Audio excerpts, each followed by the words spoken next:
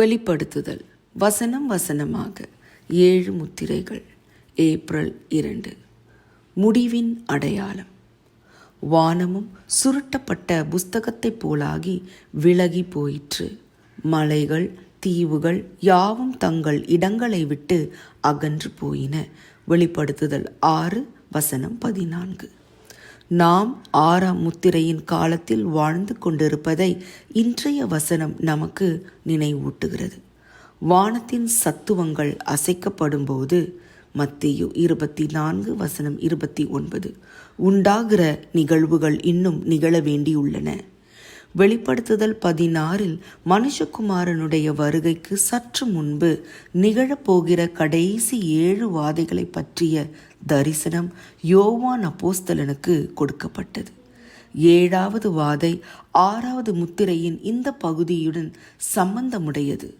தீவுகள் யாவும் அகன்று போயின, பர்வதங்கள் காணப்படாமற் போயின. வெளிப்படுத்துதல் 16 வசனம் 20.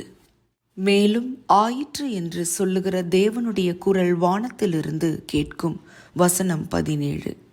நம் உலகத்தின் நியாய விசாரணை நிறைவடைந்திருக்கும். ஒவ்வொரு நபரின் வழக்கும் விசாரிக்கப்பட்டு முடிந்திருக்கும். ஒவ்வொருவருக்கும் தீர்ப்பு வழங்கும்படிக்கு புத்தகங்கள் மூடப்பட்டதைப் போல வானம் புஸ்தகத்தைப் போல சுருட்டப்படும். அதிகாரம் 20 வசனம் 12. ஏசையாவும் இதே போல் தீர்க்க தரிசனம் உரைத்தார். வானத்தின் சர்வ சேனையும் கரைந்து வானங்கள் புஸ்தக சுருளை போல் சுருட்டப்பட்டு அவைகளின் சர்வ சேனையும் திராட்சை செடியின் இலைகள் உதிர்கிறது போலவும் அத்திமரத்தின் காய்கள் உதிர்கிறது போலவும் உதிர்ந்து விழும். ஏசாயா 34 வசனம் 4. இந்த நாளின் தீவிரம் நாம் ஆயத்தமாக இருப்பதற்கான வலுவான அழைப்பு. பேதுரு இவ்வாறு எழுதினார்: கர்த்தருடைய நாள் இரவிலே திருடன் வருகிற விதமாய் வரும். அப்பொழுது வானங்கள் மடமட என்று அகன்று போம், பூதங்கள் வெந்து உருகிப்போம், பூமியும் அதிலுள்ள கிரியைகளும் எரிந்து அழிந்து போம். 2 பேதுரு 3 வசனம் 10. நாம் மீட்கப்பட்டவர்களில் ஒருவராக இருக்க வேண்டுமென்று இந்த முழு அழிவு குறித்த செய்தி நம்மை தூண்ட வேண்டும். கிறிஸ்து இவ்வாறு முன் அறிவித்தார்: அத்திமரத்தினால் ஒரு உவமையை கற்றுக்கொள்ளுங்கள். அதிலே இளங்கிளை தோன்றி துளிர் விடும்போது வசந்த காலம் சமீபமாயிற்று என்று அறிவீர்கள். அப்படியே இவைகளையெல்லாம் நீங்கள் காணும்போது அவர் சமீபமாய் வாசல் அருகே வந்திருக்கிறார் என்று அறியுங்கள்.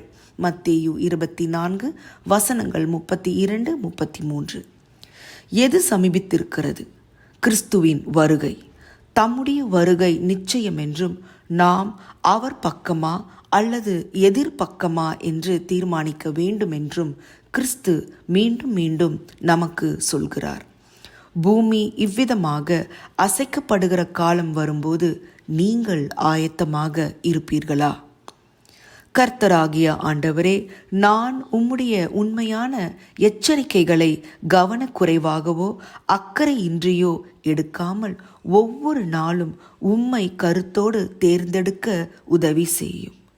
அதிக ஆராய்ச்சிக்கு ஏசாயா 54 வசனம் 10, எரேமியா 4 23 29 வசனங்கள், வெளிப்படுத்துதல் 20 வசனம் 11.